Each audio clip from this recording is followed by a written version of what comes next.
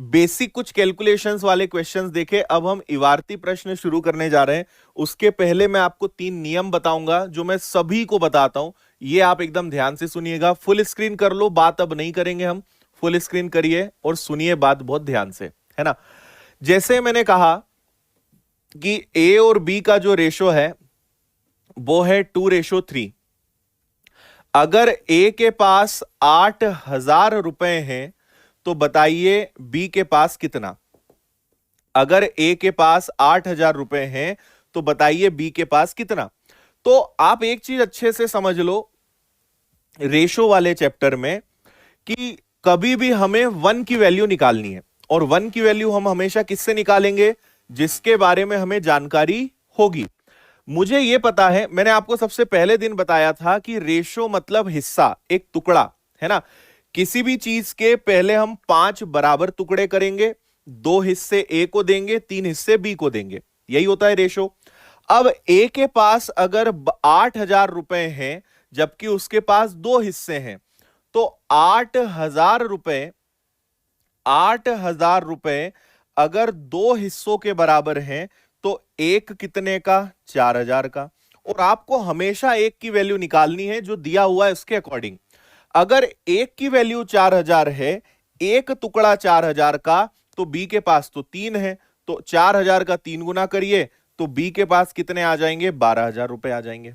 मतलब जिसके बारे में हमें जानकारी है उसमें भाग देकर कैसे भी करके एक की वैल्यू निकालनी है। एक हम निकाल लेंगे, आराम से अपना आंसर आ जाएगा। क्लियर है इतनी बात।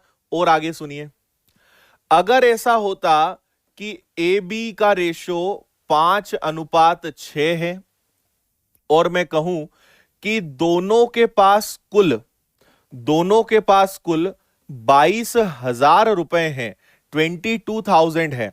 अब 22,000 ए का नहीं है, 22,000 बी का नहीं है, 22,000 दोनों का है। तो अगर दोनों का है तो 6 और 5, पहले इसको 11 बराबर हिस्सों में बांटेंगे, तो एक हिस्सा आएगा 2,000 का, और 2,000 का गुणा 5 में करेंगे तो ए को इस हिसाब से मिलेगा 10,000 और बी को इस हिसाब से मिलेगा 12,000। तो ये हमें पता चल गया ए और बी का। ठीक है, अगर किसी एक इंसान का है तो उसका भाग देंगे, अगर 2 लोगों का, 3 लोगों का, 4 लोगों का है तो उतने का भाग देंगे जितने का होगा, है ना। एक तीसरी कंडीशन इसमें और बनती है कि ए और बी का रेशो 7:8 है और ए के पास बी से 2,000 रुपए कम है। पढ़ो, ए के पास बी से 2,000 रुपए कम है। मैं आपको एक यूनिवर्सल रूल बता रहा हूं, पूरे चैप्टर में ध्यान रखना। कभी भी कम या अधिक शब्द आए, कभी भी कम या अधिक शब्द आए, इंग्लिश में कहेंगे लेस या मोर वर्ड आए, इसका हमेशा मतलब होता है अंतर। इसका ऑलवेज मीनिंग होता है डिफरेंस। हमेशा मतलब क्या होता है, अंतर होता है। क्लियर है, बात समझ में आ रही है। तो आप ये देखिए कि ए के पास बी से कितना कम है। भाई ए के पास 7 हिस्से हैं, बी के पास 8 हिस्से हैं, तो दोनों में अंतर है 1 का, जबकि वास्तव में कितने का अंतर है, 2,000 का, है ना। तो 1 बराबर 2,000, 2,000 का 7 में गुणा करिए तो ए के पास 14,000 और 2,000 का 8 में गुणा करिए तो बी के पास 16,000। यह आंसर आएगा। तो मैंने 3 छोटी सी बातें आपको बताई हैं, उम्मीद है आपको ये तीनों बातें क्लियर हुई होंगी। अगर किसी एक व्यक्ति का है तो उसी के अनुपात का भाग देंगे तो 1 का मान निकलेगा। अगर दोनों का है तो दोनों का भाग देंगे तो 1 का मान निकलेगा। अगर कम ज्यादा है, अधिक है, कम है तो अंतर लेंगे। कुल मिलाकर 1 की वैल्यू निकालनी है। ठीक है, अब हम इसी पर बेस्ड क्वेश्चन करेंगे जिससे आपको कई सारी बातें समझ में आएंगी। एक छोटा सा सवाल ले रहे हैं, इसको जरा देखिए, आप पढ़ो इसको जरा एक बार, और अभी 2-4 सवाल को बस देखो, है ना। अभी ज्यादा टेंशन नहीं लो, समझ में आने लगेगा अभी थोड़ी सी शांति बनाए रखो और पढ़ते रहो फुल स्क्रीन पे।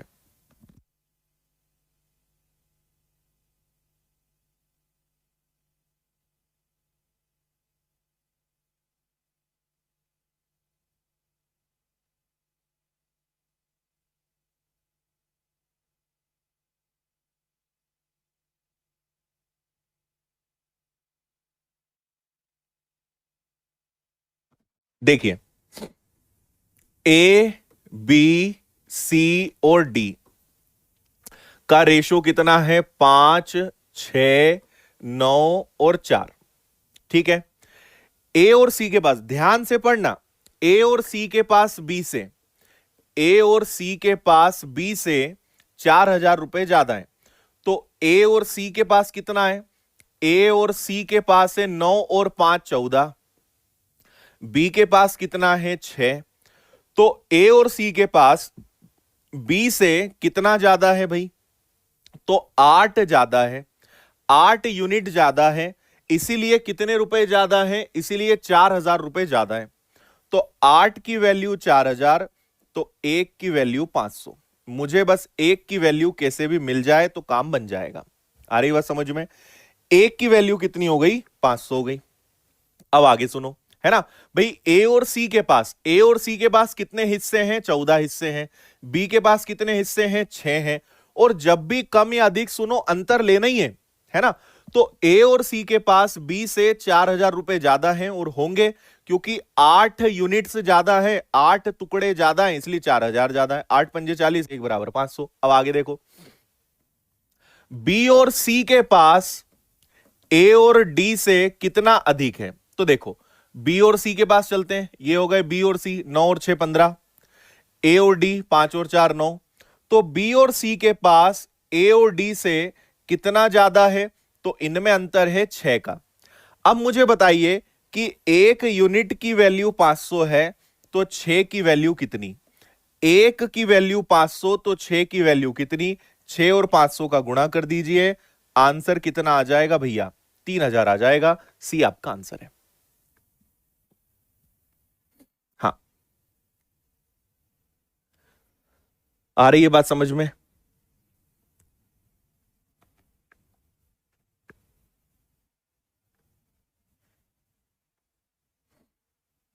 पुरानी क्लासेस माय कोर्सेज में मिलेंगे आपको।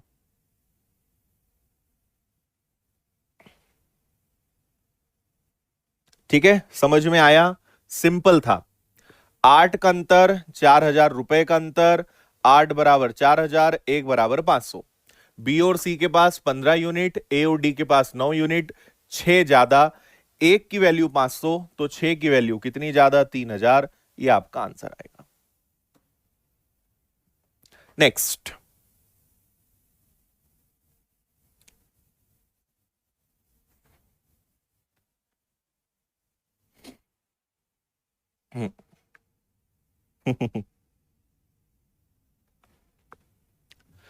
चार नंबर्स हैं, इन चारों का योग 432 है। पहली चौथी संख्या का योग बताइए। देखो भैया, चार नंबर्स हैं जिनका रेशो है 2 5 3 8। चारों का योग, चारों संख्याओं का योग 432 है। तो चारों योग बोला है, सबको जोड़ दो। 5 2 7 3 10 और 8 18। 18 का भाग दे दो, 18 हिस्सों में बांटेंगे तो 1 का मान मिलेगा और 1 का मान निकालना ही है। तो 18 दूनी 36, है ना, 36 निकल जाएगा और 18 चौक 72।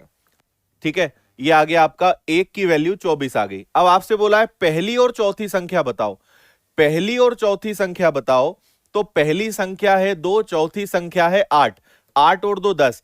अगर 1 का मान 24 है तो 10 का मान कितना? 10 से गुणा कर देंगे, आंसर आपका 240 आ जाएगा, 240। ठीक है, 1 बराबर 24, पहली और चौथी संख्या हो गई 10, 1 बराबर 24, तो 10 बराबर कितना? 24 गुणा 10, आंसर आ गया 240। अगला देखिए, छोटे छोटे सवाल है, ये सब आपका बेसिक अच्छा करेंगे।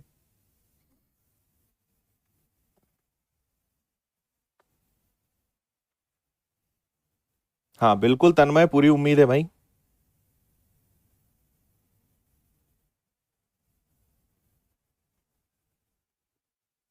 गुड। दो संख्याओं का अनुपात 13:20 है ना। उनके मध्य का अंतर 189 है। देखो अंतर डायरेक्ट बोल दिया, दोनों में अंतर कितने का है, 7 का, जबकि वास्तव में अंतर कितने का है, 189 का। 7 का भाग देंगे, 7 एकम 1 की वैल्यू मिलेगी, 7 एकम 7 और 7 इंटू 7 49। तो 1 की वैल्यू 17 मिल गई। आपसे बोला है छोटी संख्या बताओ, छोटी संख्या 13 है। 1 बराबर 17 तो 13 बराबर कितना, तो 17 और 13 का गुणा कर देंगे।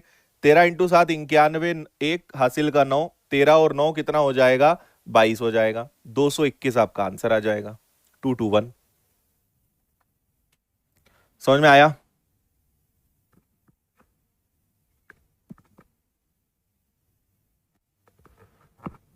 ठीक है ना।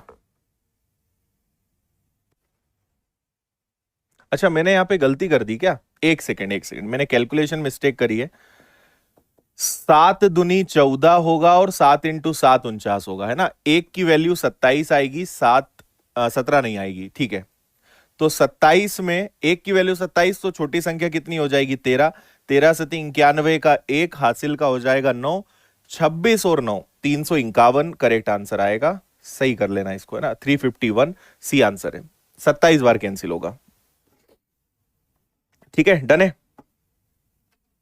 ठीक, अगला देखिए। ए का 40% बी के 35% के बराबर है, ए और बी का अनुपात ज्ञात करिए। ए का 40% बी के 35% के बराबर है।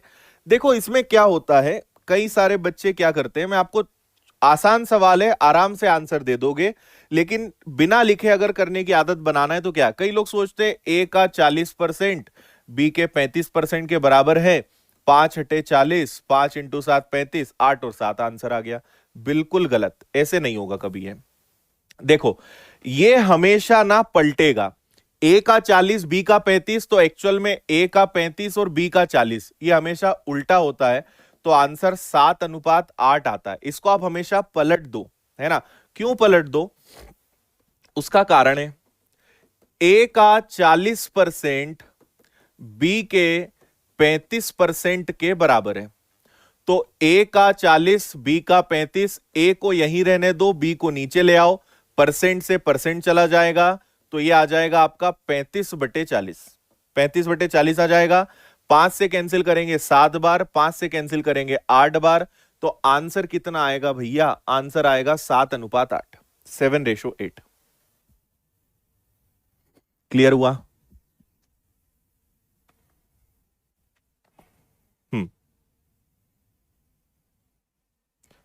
ठीक है, इसलिए अनुपात हमेशा पलटेगा, ये ध्यान रखना।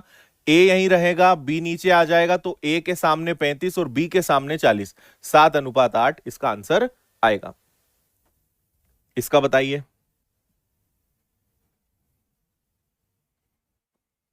हम्म,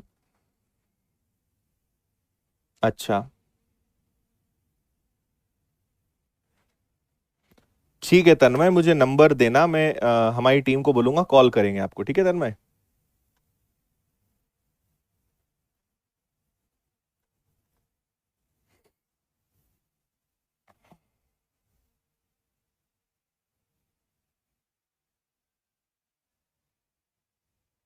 हम्म, देखो ये थोड़ा परसेंटेज चैप्टर है, परसेंटेज में मैं आपको सिखाऊंगा, फिलहाल आपको छोटी छोटी बातें बता देता हूं। एक 16 सही 2/3% है, और एक 62 सही 1/2% है। परसेंट को थोड़ी देर के लिए अभी भूल जाओ, क्योंकि परसेंट से परसेंट कट जाएगा। तो आपके पास क्या बचेगा, 16 × 48 और 2, ये आ गया आपका 50/3। 62 का दुगना 124 और 1, ये आ गया आपका 125/2, है ना।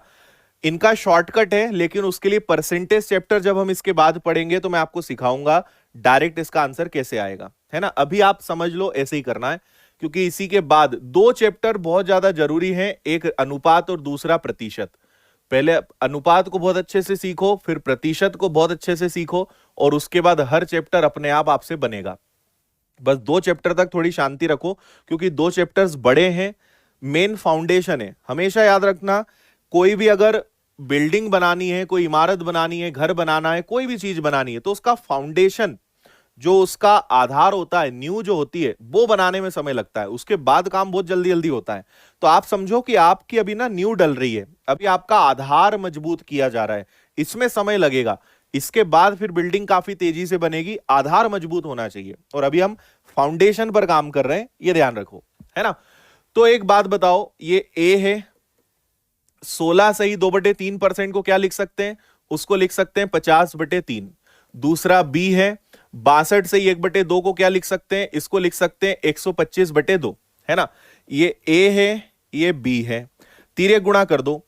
इधर आप 125/2 को रहने दो, और 50/3 का 3 ऊपर और 50 नीचे, बस इनको कर लो, सीधा आंसर आ जाएगा, है ना। परसेंट से परसेंट हमने काट दिया था। चलो, तो 25 का दुगना, 25 का 5 गुना, तो ऊपर आ जाएगा 5 तिया 15, नीचे आ जाएगा 2 दूनी 4, 15/4 यानी 15:4। ए 15:4 इज द आंसर। क्लियर है?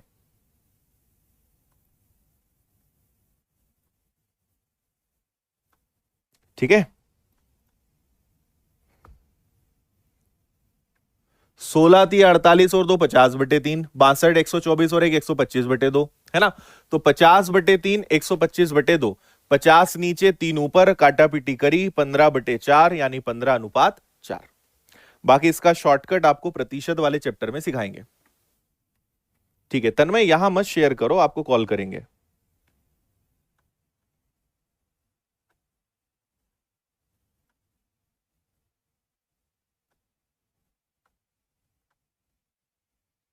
ओके, चलो।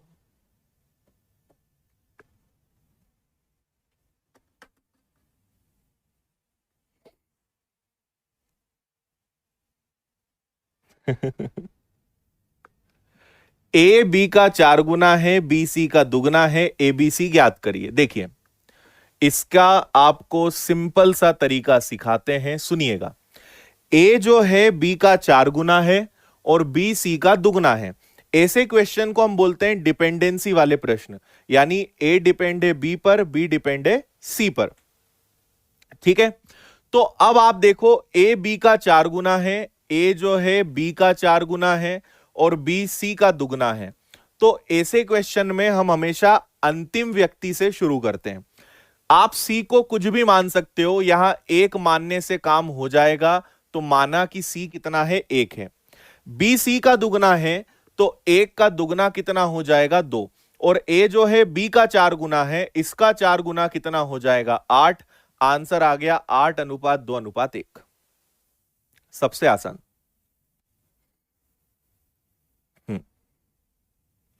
समझे? अगर सी को 1 मानेंगे तो बी सी का दुगना है, और ए बी का 4 गुना है। इसका दुगना 2, 2 का 4 गुना 8। तो आंसर कितना आएगा, आंसर आएगा 8:2:1, 8:2:1।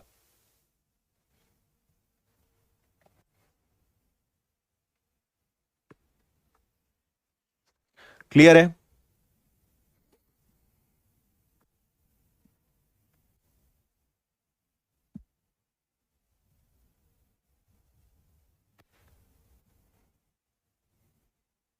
हम्म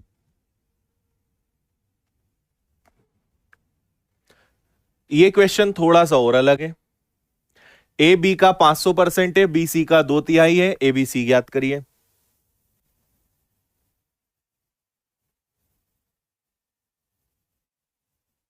ओके, अब सुनिए। देखो, 500% का मतलब होता है 5 गुना। जैसे अपन बोलते हैं ना कि 200% सही बोल रहा हूं मैं, मतलब दुगना सही बोल रहा हूं, 200% सही बात है। तो 200% मतलब दुगना, 500% मतलब 5 गुना। तो 500% कभी दिखा मतलब 5 गुना, 600% मतलब 6 गुना। अब आपको एक और बहुत खास बात बता रहा हूं। बी जो है सी का 2/3 है। इस बार तो कुछ मानने की जरूरत नहीं है, ये पिछले वाले से भी आसान है। और ये जो आपको मैं टेक्निक बता रहा हूं, ये आपको एज वाले चैप्टर में बहुत काम आएगी।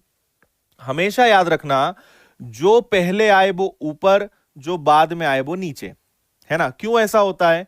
बी जो है सी का 2/3 है, बी सी का 2/3 है, बी को ऊपर रहने दो, सी को नीचे रख दो, तो ये बनेगा 2/3, यानी बी की वैल्यू 2, सी की वैल्यू 3। आ रही बात समझ में, है ना। अब आ जाओ यहां पे, आपके पास 3 नंबर्स हैं ए बी सी, ठीक है। कुछ भी नहीं सोचना है इस बार, 1 2 3 कुछ नहीं मानना है, उन्होंने खुद बोला है क्या मानना है।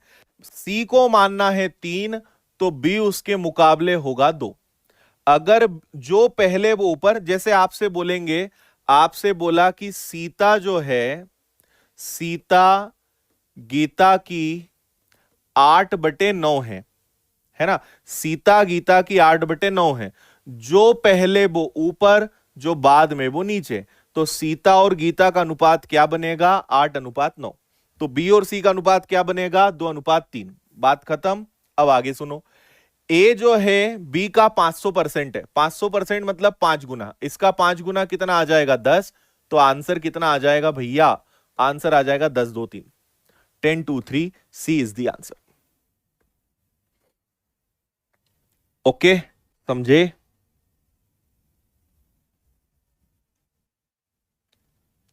हाँ, देखो इन क्वेश्चन का करने का एक और तरीका होता है, मैं आपको बता देता हूं। जैसे ये वाला सवाल था, एक्चुअल में इनकी मेथड क्या होती है, ये तो मैंने आपको एक लॉजिक बता दिया।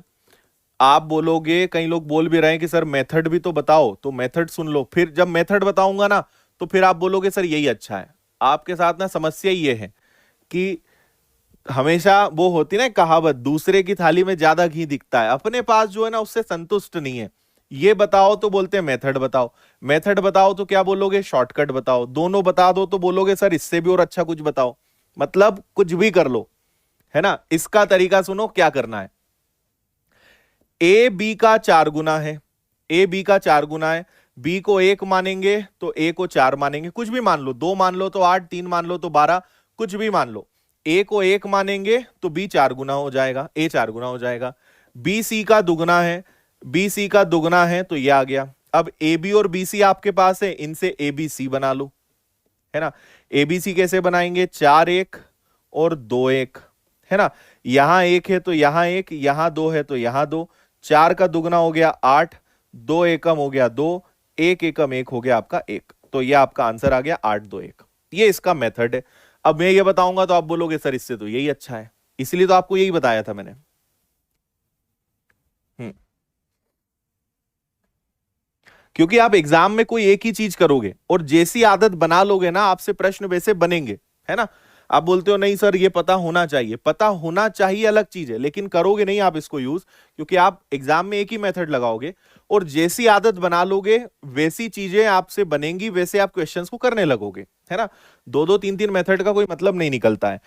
हालांकि कई जगह ऐसी स्थितियां बनती है कि मैं खुद आपको 2 2 3 3 तरीके बताऊंगा, लेकिन जहां जरूरत होगी वहां, जहां नहीं है वहां पे टाइम वेस्ट करने से कोई मतलब नहीं रहता। हम्म।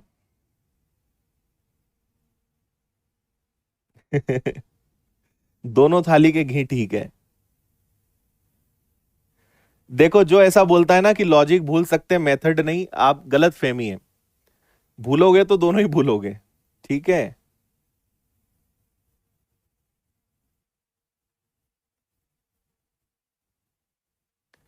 हाँ, एक व्यक्ति भोजन किराए शिक्षा पर, ये एक ऐसा कॉमन क्वेश्चन है जो मुझसे कई बच्चों ने पहले पढ़ा होगा, अगर पहले कभी कोई कोर्स लिया होगा तो कुछ क्वेश्चन तो कॉमन है। हम्म, ठीक है। देखो एक व्यक्ति 3 चीजों पे खर्चा करता है। एक तो हो गया भोजन, भोजन मतलब हो गया फूड। दूसरा हो गया किराया, किराया मतलब हो गया रेंट। और तीसरा हो गया शिक्षा, शिक्षा का मतलब हो गया एजुकेशन। किस अनुपात में खर्चा करता है? 3 4 और 5, है ना। अब होता क्या है, आपको एक बहुत मूल बात बता रहा हूं मैं। रेशो में आपको जो दिया रहे ना, आप उसी को अपनी वैल्यू मान लो। आप मान लो कि वही चीज है ना। आप मान लो कि एक व्यक्ति खाने पर 3 रुपए खर्चा करता है, किराए पर 4, एजुकेशन पर 5, ठीक है। अब इनमें हो गई खर्च में वृद्धि, खर्चा बढ़ गया 40%। हम जानते हैं हर चीज अपने आप में 100% होती है। अगर 40% खर्चा बढ़ जाएगा तो उसका नया खर्चा 140 हो जाएगा। अगर खर्चा 50% बढ़ जाएगा तो नया खर्चा 150 हो जाएगा। 20% बढ़ जाएगा तो 120 हो जाएगा। भाई हर चीज अपने आप में 100 होती है। 50% बढ़ गया मतलब क्या हो जाएगा, 150% हो जाएगा, है ना। अब सुनना, पहले खाने पे 3 रुपए खर्च होते थे, अब 40% ज्यादा खर्चा हो रहा है यानी 140%। किराए पर 50% बढ़ गया यानी 150%। शिक्षा पर 20% बढ़ गया यानी 120%। आ रही बात समझ में? अब आगे सुनो, परसेंट तीनों का कैंसिल हो जाएगा, जीरो तीनों का कैंसिल हो जाएगा, तो 14 का 3 गुना 42, 15 का 4 गुना 60 और 12 का 5 गुना भी 60। ये और कैंसिल हो सकते हैं 6 से 7 बार, 6 से 10 बार, 6 से 10 बार। तो नया अनुपात क्या बन जाएगा जी? नया अनुपात बन जाएगा 7 10 10। सी इसका आंसर है। आया?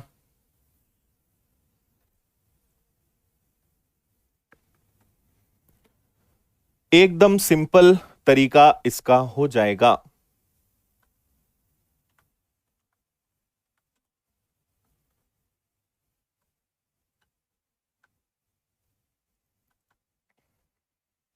हाँ,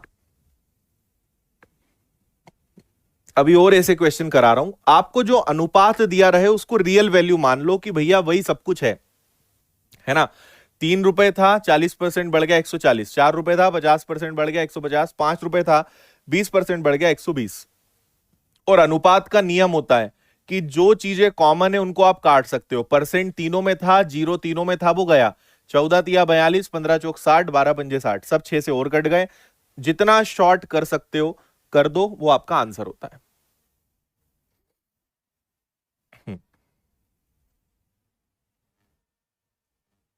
बिल्कुल।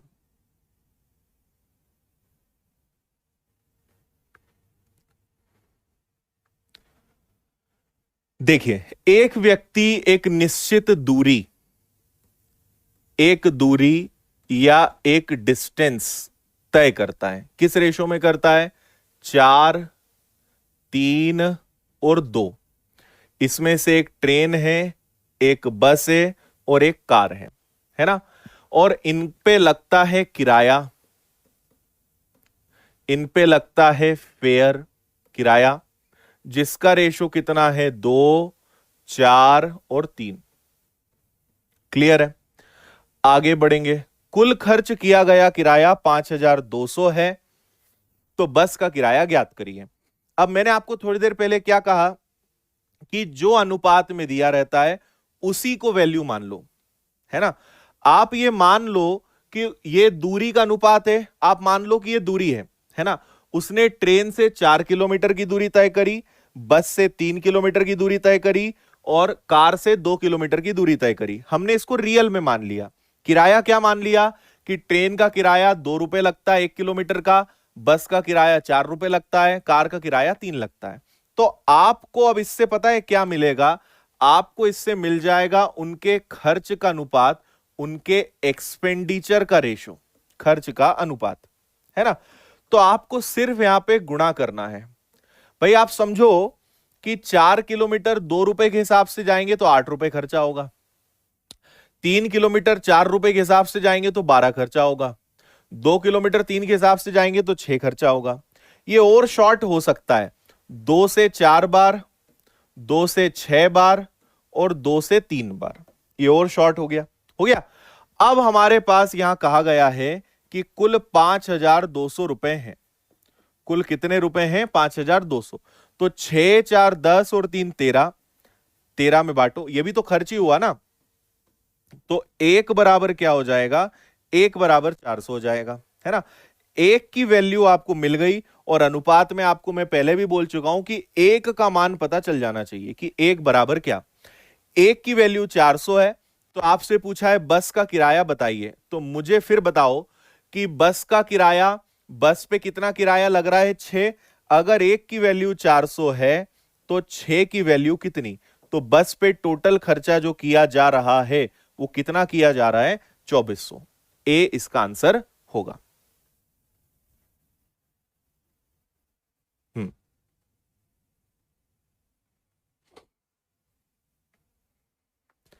आ रही है बात समझ में?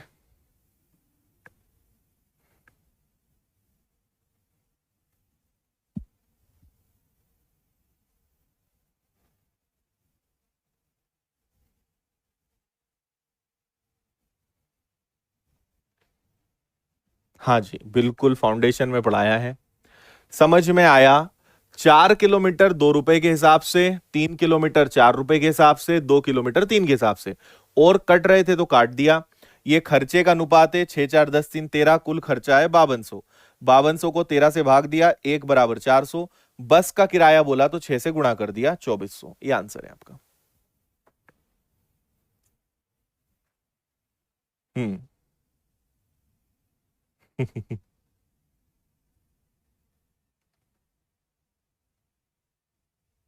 अच्छा शिवानी जी,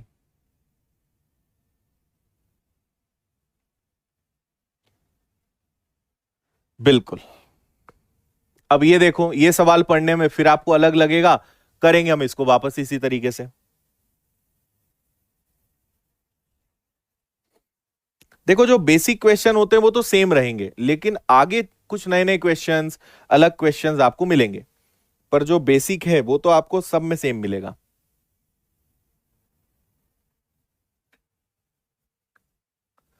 देखो, एक व्यक्ति 8,600 रुपए बांटना चाहता है, 8,600 रुपए उसके पास है ना। उसके कितने पुत्र हैं? उसके पुत्र यानी सन कितने हैं? तो उसके पुत्र हैं 5। पुत्रियां कितनी हैं? डॉटर कितनी है?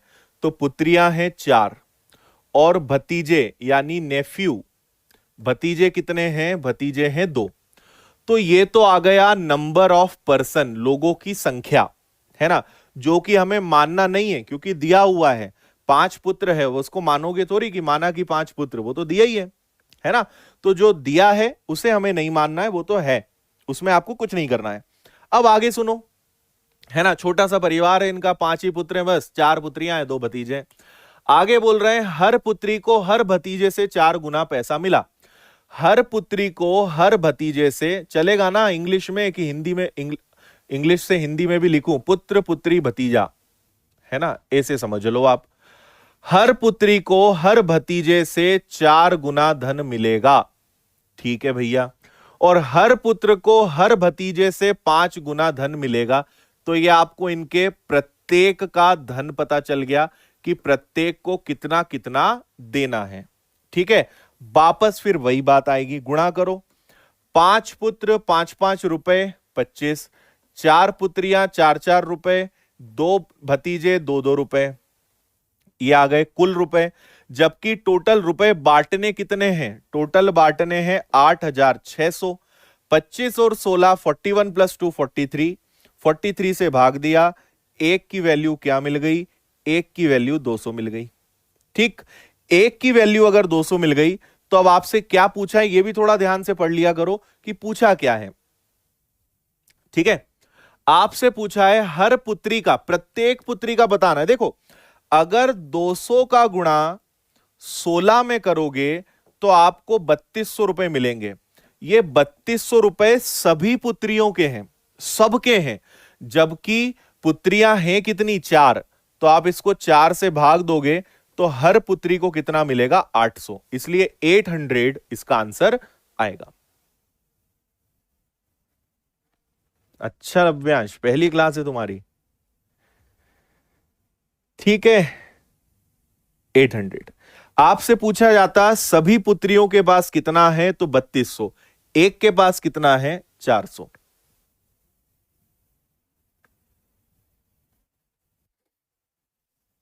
आया समझ में? सेम हमने वैसे ही कर लिया इसको भी, ठीक है जी।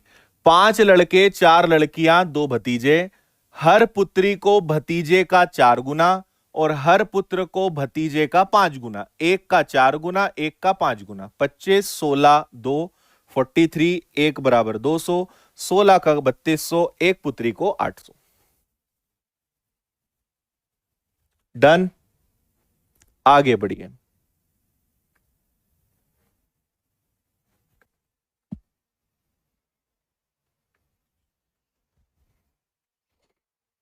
हम्म।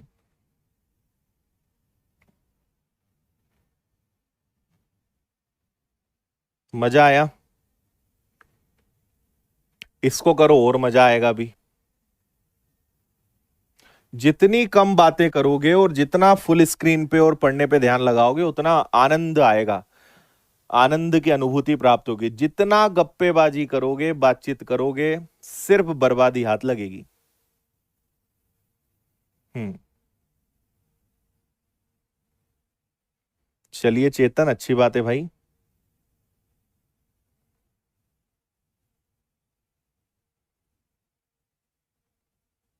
हम्म।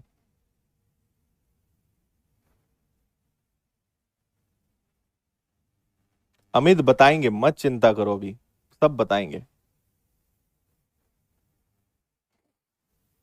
देखिए, एक संस्था के प्रत्येक कर्मचारी का वेतन 3 और 4 के अनुपात में बढ़ गया। इन्होंने बोला कि कर्मचारियों का वेतन 3:4 में बढ़ गया, जबकि कर्मचारियों की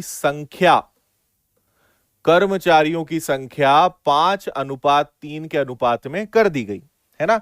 अब इसमें ना कई लोगों को समझ नहीं आता है, मैं बस दो चीजें लिखूंगा उससे आप समझ जाओगे। ये पहले का है और ये अब का है। 3:4 के अनुपात में वेतन बढ़ने का मतलब है कि अगर पहले हम उन्हें 3 रुपए दिया करते होंगे तो अब 4 रुपए देंगे, है ना। पहले 5 लोग काम करते थे तो अब 3 ही लोग काम करेंगे। आ रही बात समझ में? ये पहले का, ये बात का। भाई मैंने कहा कि हमने किसी कर्मचारी की सैलरी 4:7 कर दी। इसका मतलब क्या है कि अगर पहले हम उसको 4,000 देते थे तो अब उसको 7,000 दे रहे हैं। ये मतलब हुआ उसका, है ना। तो पहले किसी को 3 रुपए मिलते थे, अब उसको 4 रुपए मिलेंगे। लेकिन पहले हमारी कंपनी में 5 लोग काम करते थे, अब 3 ही लोग काम कर रहे हैं। तो मुझे बताओ कि अगर इनका गुणा कर देंगे तो क्या मुझे खर्च मिल जाएगा, एक्सपेंडिचर मिल जाएगा। 3 रुपए 5 लोगों को देंगे तो 15 रुपए, 4 रुपए 3 लोगों को देंगे तो 12 रुपए। ये और कैंसिल हो सकता है। 3 से कैंसिल होगा 5 बार, 3 से कैंसिल होगा 3 से हो जाएगा 5 बार, 3 से हो जाएगा 4 बार। ये आ गया खर्च का अनुपात।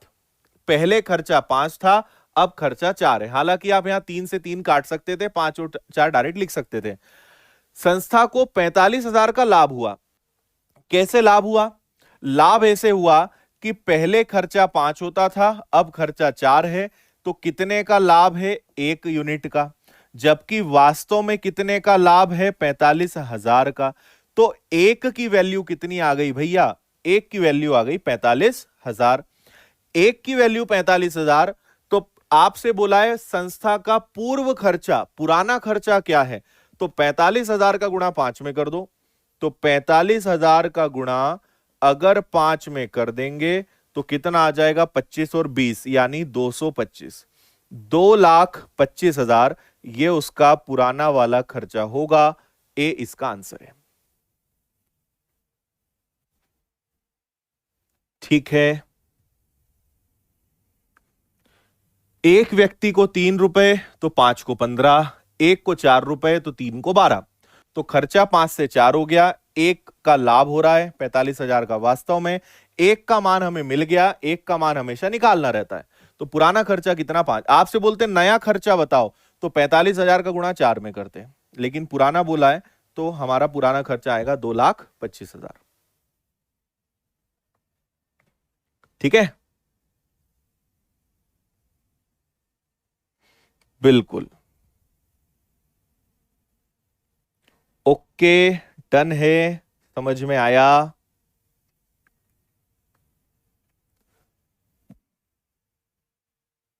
इसको देख लो।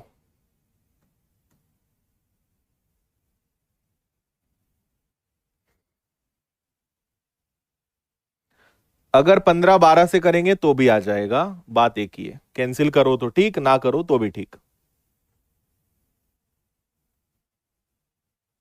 हम्म।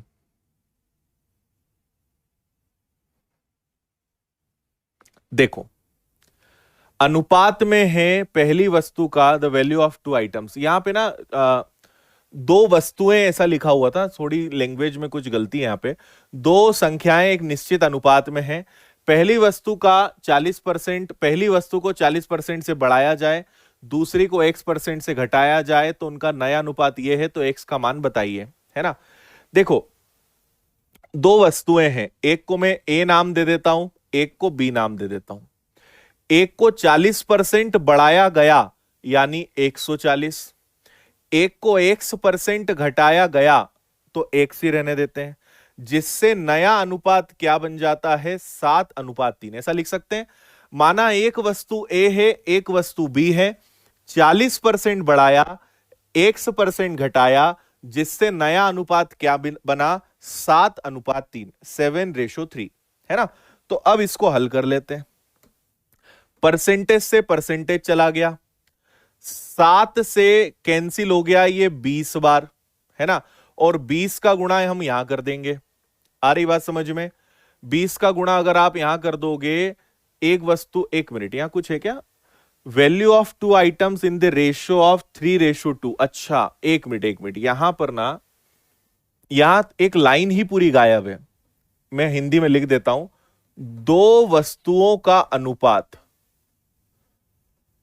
दो वस्तुओं का अनुपात 3:2 है, ये लाइन यहां गायब हो गई हिंदी में, है ना। अनुपात में है कि पहले ये लिखा हुआ है, दो वस्तुओं का अनुपात 3:2 है, एक को 40% बढ़ाया, एक को इतना करा। अब आप इसको सही कर लो, कोई समस्या नहीं है।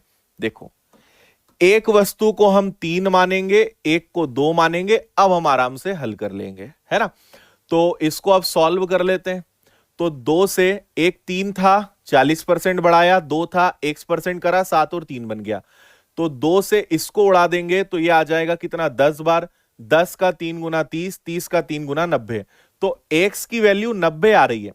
x की वैल्यू 90 नहीं है, कायदे से मुझे यहां पे क्या लिखना चाहिए पता है, यहां मुझे लिखना चाहिए 100 माइनस x, कितना घटाया जाए, मतलब जो भी आंसर आएगा वो 100 में से घटा के, भाई कितना घटाएं कि 90 आ जाए। तो आपको पता चलेगा कि सर x की जगह क्या लिखना चाहिए, 10 लिखना चाहिए, डी आंसर आएगा। आया समझ में? एक वस्तु 3 है, एक 2 है, 40% बढ़ाया, x% घटाया।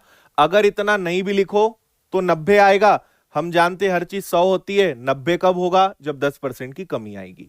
तो आप ऐसे भी कर सकते हो, अदरवाइज 100 माइनस x लिख के भी कर सकते हो। आया?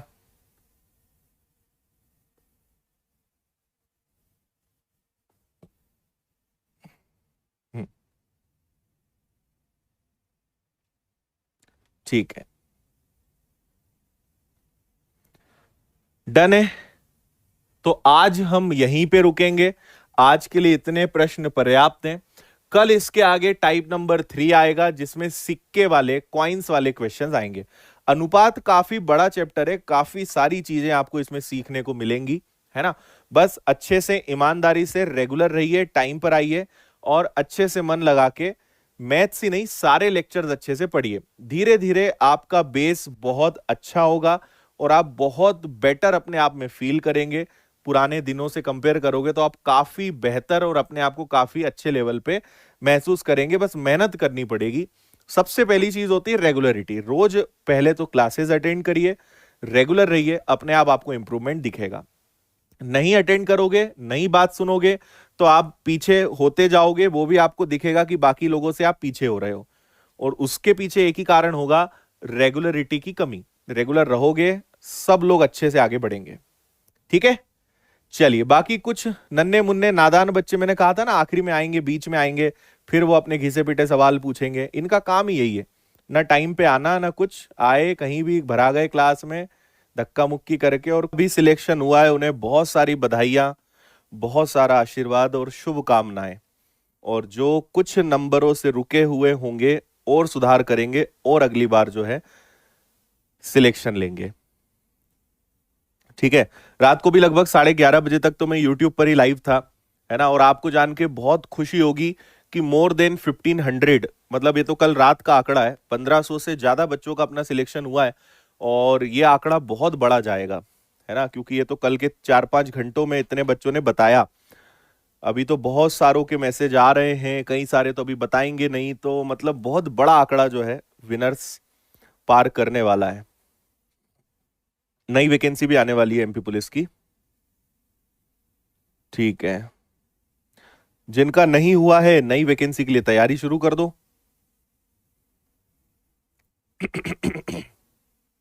ठीक है,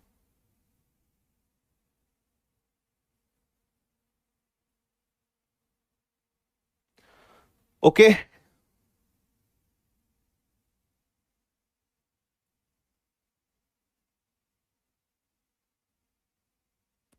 ठीक है, देखो मैं आपको आपका कट ऑफ बता दूंगा, है ना, लेकिन आप पहले मुझे बताओ कि नॉर्मलाइजेशन के बाद आपके मार्क्स कितने आए। आप मुझे बताओ कि नॉर्मलाइजेशन के बाद आपके कितने मार्क्स आए, तो मैं आपको कट ऑफ बता देता हूं। हम्म, खुल जाएगी, साइट खुल जाएगी। हम्म,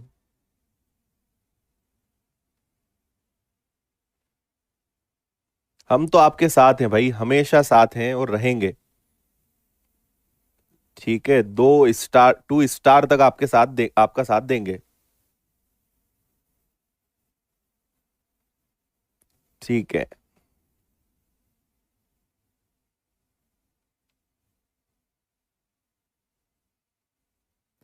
ठीक है।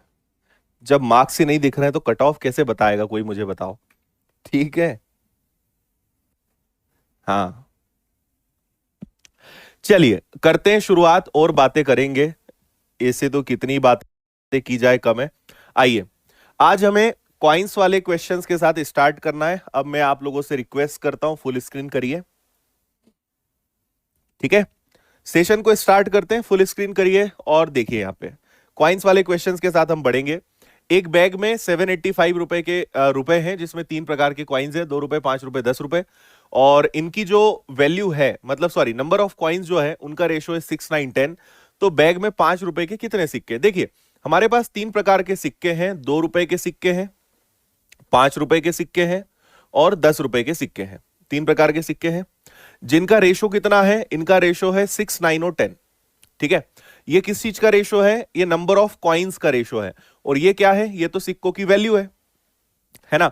और हमें यहां पे पता है कि टोटल कॉइन्स की वैल्यू कितनी है, टोटल कॉइन्स की वैल्यू है 785।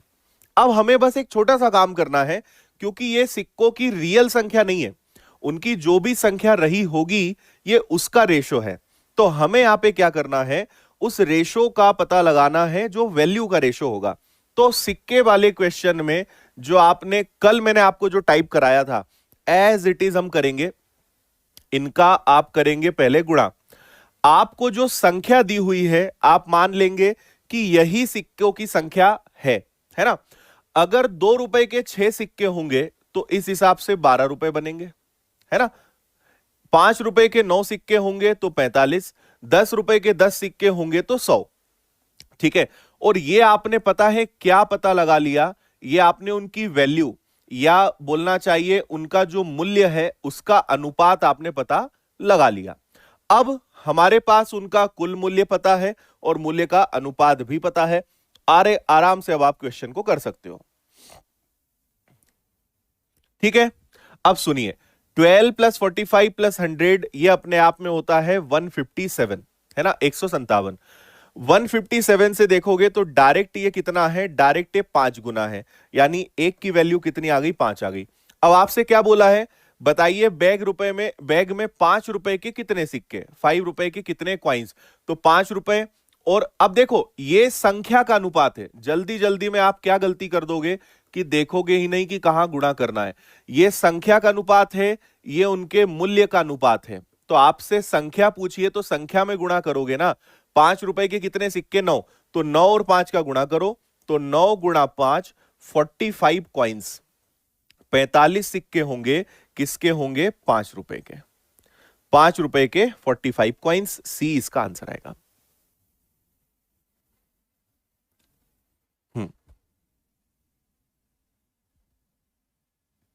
अच्छा चलो प्रीतेश, बहुत सारा आशीर्वाद भाई, ऑल द बेस्ट, अच्छे से पेपर देना। आया समझ में?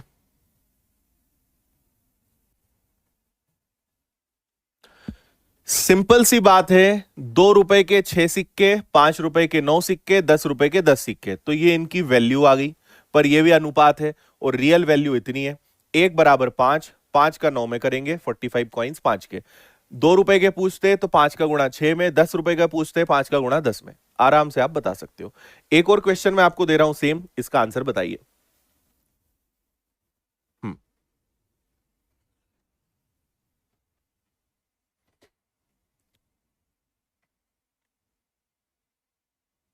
ओके,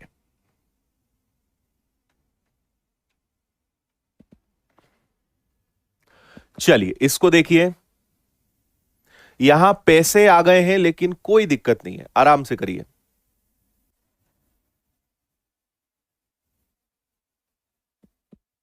हाँ,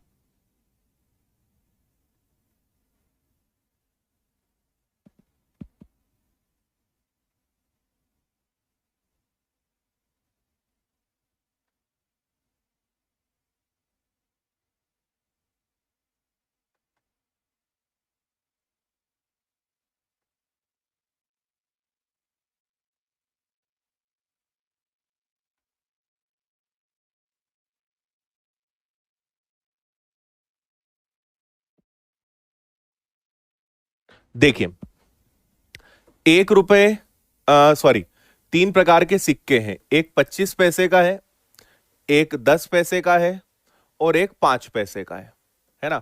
आप ऐसे भी कर सकते हो, नहीं तो एक काम करते हैं, ये आपका 25 पैसे हो गया, ये आपका 10 पैसे हो गया, और ये आपका 5 पैसे हो गया, है ना। और इनका रेशो कितना है? 1:3:5। तो आप बस गुणा कर दीजिए। 25 पैसे का एक सिक्का होगा तो 25 पैसे ही होंगे, 10 पैसे के 3 सिक्के होंगे तो 30 पैसे होंगे, 5 पैसे के 5 सिक्के होंगे तो 25 पैसे होंगे। ठीक है। और आपके पास टोटल कितने हैं? आपके पास टोटल 40 रुपए हैं। 1 रुपए में 100 पैसे, तो इसको भी 4000 पैसे बना लो। रुपए है भाई, जब क्वेश्चन पैसे में है तो आप रुपए को भी क्या बना लो? पैसे बना लो। तो 40 रुपए यानी 4000 पैसे। अब कोई समस्या नहीं है, इनको चाहो तो जोड़ के शॉर्ट कर लो, कोई उसमें वो नहीं है। 25 और 25 50, 50 और 30 हो जाएगा 80, 80 से भाग दे दीजिए, तो एक की वैल्यू कितनी आ जाएगी? 50 आ जाएगी। एक की वैल्यू 50 है, तो 5 पैसे के कितने सिक्के? 5 पैसे के कितने सिक्के? 50 का गुणा 5 में करिए, 250, 250 कॉइन्स। ये आपका आंसर है डी। ओके,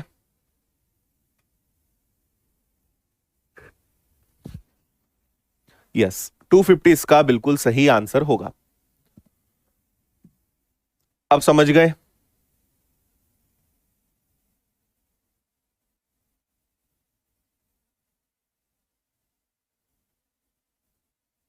हम्म,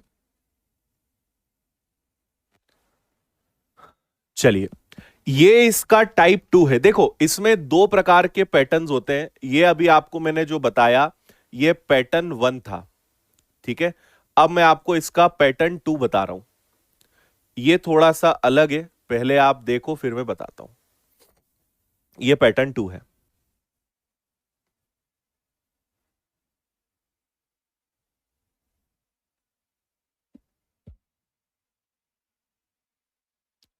1 रुपए में 100 पैसे, तो 40 रुपए में 4000 पैसे। 100 का गुणा कर दिया 40 में, तो 4000 आ गया। ठीक है। नहीं, उनको हम नहीं काटेंगे, उनको वैसे ही रहने देंगे जितना था।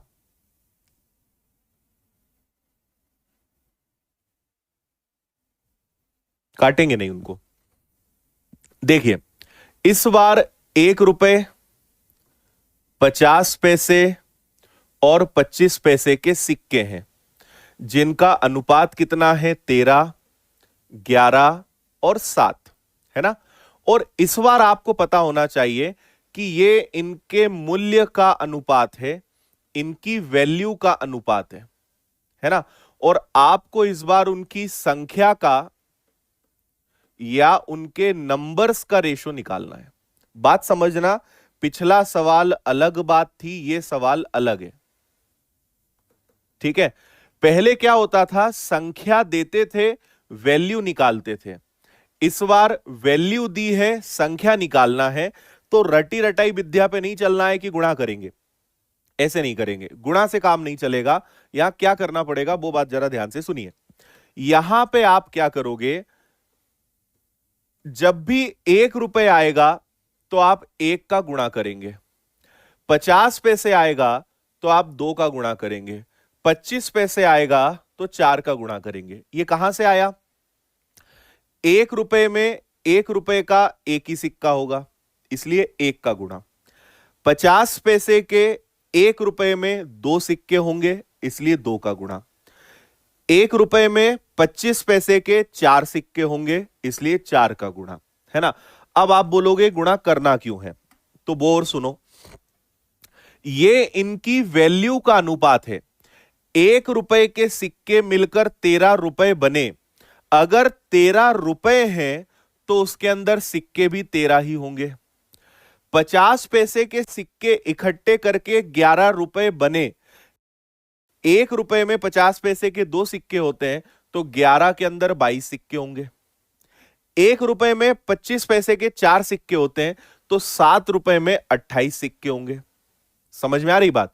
इसलिए 1 रुपए आने पे 1 का गुणा, 50 पैसे आने पे दुगना, 25 पैसे आने पे 4 गुना। तो आपको यह पता है क्या मिल गया, ये उनकी संख्या का अनुपात मिल गया। और उनकी संख्या कितनी है, उनकी संख्या है 378। तो हल कर लो, 2 4 5 और ये 63 हो गया। ठीक है, 63 से भाग दोगे तो 1 बराबर 6 आ जाएगा। क्या 6 3 18, 36 और 1 37। 1 की वैल्यू आपको 6 मिल गई। तो आपसे बोला है 50 पैसे के कितने सिक्के, संख्या पूछिए तो 22 में गुणा करेंगे, तो 22 का गुणा कर दीजिए 6 में, 132 कॉइन्स होंगे किसके, 50 पैसे के।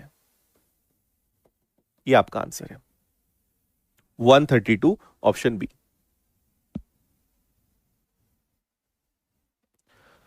अब बताओ, थोड़ा सा आप ना जब क्लास खत्म हो जाए थोड़ा सा रिवीजन करना, आपको समझ में आएगा कि दोनों में अंतर क्या है ना। यहां पे आपको संख्या निकालनी पड़ती है। 1 रुपए के सिक्के इकट्ठा होके 13 रुपए बन गए, मतलब इसके अंदर 13 सिक्के होंगे। 1 रुपए में 50 पैसे के 2 सिक्के होते हैं, तो 11 रुपए में कितने सिक्के होंगे, 22, और 7 रुपए में कितने सिक्के होंगे, 28। आ रही बात समझ में। बस संख्या मिल गई, इनका आपने योग करा,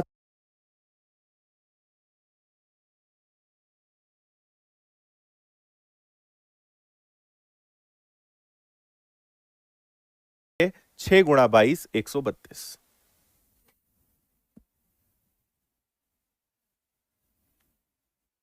ओके है।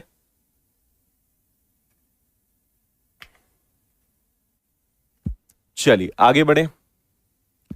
ये एक अच्छा लेवल का सवाल है, ये सवाल एक्चुअली सीजीएल मेंस का है, लेकिन हम इसको भी एकदम फुटबॉल बना देंगे। पढ़ो आप इसको अच्छे से।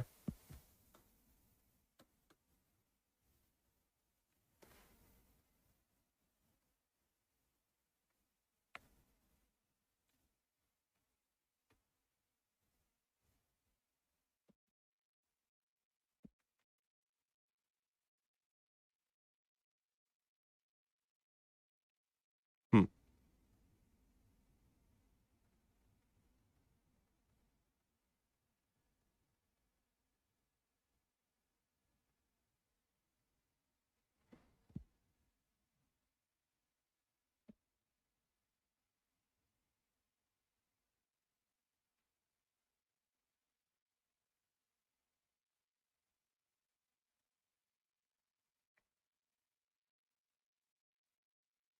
चलो देखो, एक बैग में 25 पैसे के, 50 पैसे के और 1 रुपए के सिक्के हैं। सिक्कों की कुल संख्या 220 है, कुल मूल्य 160 है। थैले में 1 रुपए के सिक्कों की संख्या 25 पैसे के सिक्कों की संख्या से 3 गुनी है। 50 पैसे के सिक्कों की संख्या कितनी है। देखो इसमें थोड़ा हाई लेवल का लॉजिक लगेगा। ठीक है, दो बातें मैं आपको बताता हूं, जो आपको रोज ध्यान रखनी है। पहला तो हर प्रश्न को बहुत अच्छे से पढ़ने की आदत बनाइए। आप में से अधिकतर लोगों के साथ समस्या है कि आप प्रश्न को ढंग से पढ़ते नहीं। दूसरी आपके साथ जो इससे भी बड़ी समस्या है वो ये है कि जब कोई भी टीचर कुछ बोलता है तो आप सुनते ही नहीं, है ना। तो थोड़ा ध्यान से सुनिए। जैसे यहां पे मैं बार बार बोल रहा हूं कि 2 का गुणा 11 में करेंगे तो 22 आएगा, तब भी बोल रहे हैं सर 2 का गुणा किस में करना। यार 2 का गुणा तुम किस में करोगे। अब ये चीजें क्या होती है कि आपका ध्यान ना क्या पढ़ा रहे हैं उस पर नहीं रहता, आपका ध्यान भटकता है, पता नहीं कहां ध्यान देते हो। इसलिए दो आदत बनाओ, एक तो प्रश्न को बहुत अच्छे से पढ़ा करो, दूसरा पूरा ध्यान सुनने पे लगाया करो, और तीसरा ज्यादा से ज्यादा फुल स्क्रीन देखा करो। अगर ये 3 बातें मान लोगे तो आपको समझ में भी आएगा, दोबारा रिपीट करने का भी नहीं बोलोगे, और आपको यह भी दिक्कत नहीं आएगी कि ये कैसे हुआ वो कैसे हुआ। ये तीनों चीजों के कारण आप अपना टाइम और हर चीज बर्बाद कर रहे हो। अच्छे से समझा रहा हूं, समझ में आए तो आपकी मर्जी, नहीं आए तो अभी आपको डेमो समझ में आ जाएगा, है ना। अगर प्रश्न ढंग से नहीं पढ़ा, या मैं जो बोल रहा हूं वो नहीं सुना, या फिर आप कमेंटबाजी में लगे रहे, तो अभी देख लेना क्या होने वाला है आपके साथ। ठीक है, देखो आपके पास 3 प्रकार के सिक्के हैं, 25 पैसे, 50 पैसे और 1 रुपए, है ना। आपसे कहा गया है कि हमारे पास टोटल सिक्के 220 है। टोटल हमारे पास कॉइन्स कितने हैं, तो वो है 220, है ना। और टोटल उनकी वैल्यू कितनी है, तो उनकी टोटल वैल्यू है 160। अब यहां पर मेन बात क्या है कि हमें थोड़ा सा ना एज्यूम करना पड़ेगा, थोड़ा सा चीजों को मानना पड़ेगा कि क्या किया जा सकता है। ठीक है, सुनिए। 1 रुपए के सिक्कों की संख्या 25 पैसे के सिक्कों की संख्या से 3 गुनी है। आप लिखिए 1 रुपए के सिक्के, फिर लिखिए 25 पैसे के सिक्के, और फिर बचेगा आपके पास 50 पैसे के सिक्के। यहां लिखते हैं 1 रुपए के सिक्के, 25 पैसे के सिक्के और 50 पैसे के सिक्के। ध्यान से सुनते जाना, है ना। अब हम एक छोटा सा काम करेंगे, इन दोनों को 10 से डिवाइड कर देंगे। भाई दोनों में 0 हट सकता है, तो आप ऐसा कर लो कि टोटल 22 क्वाइंस हो जाए, 22 अगर क्वाइंस हो जाए, 0 गया तो इधर से 0 चला जाएगा, तो उनकी वैल्यू कितनी आनी चाहिए, 16। अगर 22 क्वाइंस हो तो उनसे कितने रुपए बनेंगे, उनसे 16 रुपए बनेंगे। अब मैं ऐसा क्यों कर रहा हूं, मैंने फिलहाल दोनों में से 10-10 हटा दिया, 10 का भाग दे दिया, 10 का भी भाग दे दिया, बाद में 10 का गुणा कर देंगे, एडजस्ट हो जाएगा। अभी 10 का भाग दे दिया, बाद में 10 का गुणा कर देंगे, एडजस्ट हो जाएगा। ठीक है, अब सुनिए आगे मेरी बात। आपसे बोला है कि 1 रुपए के सिक्के 25 पैसे का 3 गुना है। 1 रुपए के सिक्के 25 पैसे का कितना है, 3 गुना है ना। तो अब मुझे एक बात बताओ, अगर मुझे 25 पैसे के सिक्कों को राउंड फिगर में लाना है, मतलब ऐसा लाना है जिससे वो रुपए बने, तो एक काम करते हैं, इसको 4 मानते हैं। क्यों, क्योंकि अगर 4 सिक्के होंगे 25 पैसे के, तभी तो वो 1 रुपए बनाएंगे, है ना। तो माना कि 25 पैसे के 4 सिक्के, अगर 25 पैसे के 4 सिक्के तो 1 रुपए के सिक्के 3 गुना, तो 4 का 3 गुना क्या हो जाएगा, 12। ठीक है, 4 का 3 गुना क्या हो जाएगा, 12। अच्छा, टोटल हमारे पास अगर 22 सिक्के हो, तो 22 में से 12 और 4 16 गया, 22 में से 12 और 4 16 गया, तो हमारे पास कितने सिक्के बचे भैया, 6। ठीक है, अगर 25 पैसे के 4 सिक्के मानेंगे तो 1 रुपए के 3 गुना सिक्के 12, और टोटल 22 सिक्के होना चाहिए, तो 12 + 4 + 6 ये आपका आ जाएगा। आ रही है बात समझ में। ठीक है, अब मुझे बताओ कि अगर 12 सिक्के 1 रुपए के होंगे तो 12 रुपए, 12 सिक्के अगर 1 रुपए के होंगे तो 12 रुपए, 25 पैसे के 4 सिक्के होंगे तो 1 रुपए, और 50 पैसे के 6 सिक्के होंगे तो 3 रुपए। बोलो हाँ या ना।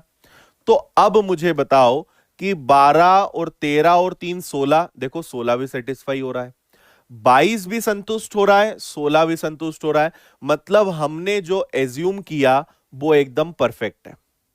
ठीक है, वो एकदम सही है। तो क्योंकि आपने पहले इसमें भी 10 का भाग दिया था और इसमें भी 10 का भाग दिया था, तो अब जरा 10 का गुणा कर दो, 10 का गुणा सब में कर दो, तो इधर 0 लगा दो, इधर 0 लगा दो, इधर 0, इधर 0, इधर 0, इधर भी 0, इधर भी 0, इधर भी 0, काम खत्म आपका। इनका टोटल 220 रुपए, इनका टोटल 160 रुपए। तो आपसे बोला है 50 पैसे के कितने सिक्के, 50 पैसे के कितने सिक्के 60, ये आपका आंसर है 60। ठीक, समझे?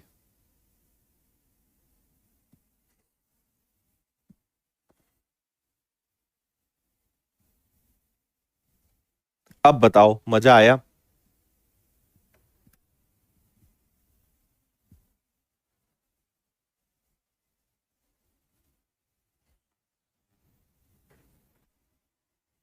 ठीक है, पूरा खेल कहां से शुरू हुआ था कि अगर 25 पैसे के 4 सिक्के हो तो ये 3 गुना 12, टोटल 22 होना चाहिए था, 12 4 16, 22 में से 16 गया 6, है ना। 1 रुपए के 12 सिक्के 12 रुपए, 25 पैसे के 4 सिक्के यानी 1 रुपए, 50 पैसे के 6 सिक्के यानी 3 रुपए, इनका टोटल 16, इनका टोटल 22, मतलब सब सही है, सब में 10 का गुणा कर दो, आंसर आ जाएगा 50 पैसे के कितने सिक्के 60। ठीक है, अब यहां पे आपने 4 क्यों माना, क्योंकि देखो 25 पैसे के अगर एक सिक्का होता तो 25 पैसा होता, 25 पैसे के अगर 2 सिक्के होते तो 50 पैसे होते, है ना। 25 पैसे के अगर 3 सिक्के होते तो 75 पैसे होते, और 25 पैसे के 4 सिक्के होते तो 1 रुपए होता। तो इसलिए मैंने 4 पहले माना, क्योंकि 4 सिक्के होने पे हमारे पास बिना दशमलव वाली संख्या आ रही है ना। तो 4 इसलिए माना, अगर 4 से आंसर नहीं आता तो फिर हम 2 मान के देखते, 8 मान के देखते, लेकिन 4 से आ गया तो कोई दिक्कत ही नहीं है, क्योंकि उसके अलावा कोई भी संख्या लेंगे तो दशमलव में आएगा, और यहां 16 रुपए को देख के लग नहीं रहा है कि कोई भी दशमलव में आना चाहिए, इसलिए। ठीक है, चलो आगे बढ़ेंगे। टाइप नंबर 4 एकदम आसान वाला टाइप है, पढ़ें आप इसको। जिसको अभी भी समझ नहीं आया, वीडियो को आप एक बार फिर से इतना इस क्वेश्चन को वीडियो के माध्यम से रिपीट करके देख लेना।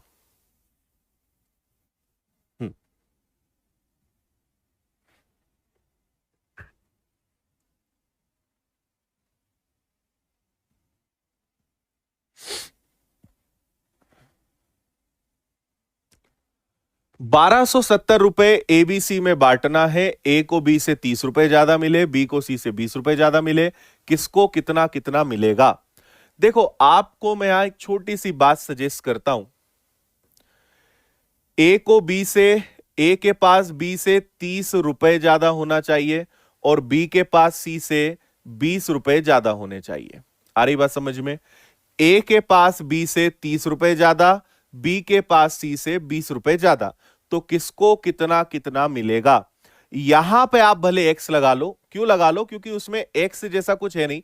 लेट से कि सी के पास एक्स रुपए है, तो बी के पास 20 ज्यादा, इससे 20 ज्यादा, तो यहां हो गया एक्स प्लस 20, इससे 30 ज्यादा, इससे 30 ज्यादा, तो 30 और जुड़ेगा तो बनेगा एक्स प्लस 50। आ रही बात समझ में? और तीनों के पास कुल मिला के कितने रुपए हैं, तो वो है 1270। ठीक है, तो ये आ गया आपका 3x प्लस 70 बराबर में 1270। तो ये आ गया आपका 3x बराबर 1200।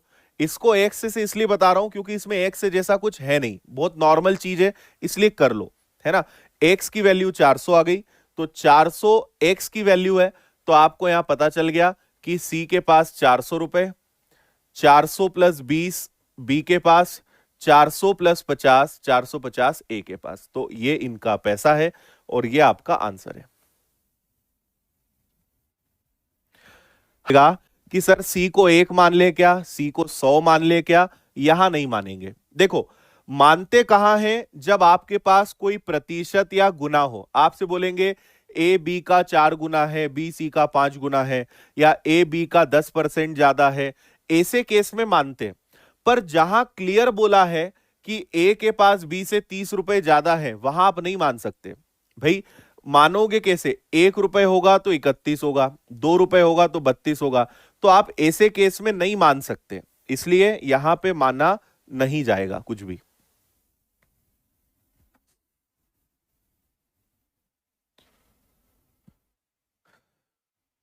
ठीक है, चलो आगे बढ़े। इसको देखिए,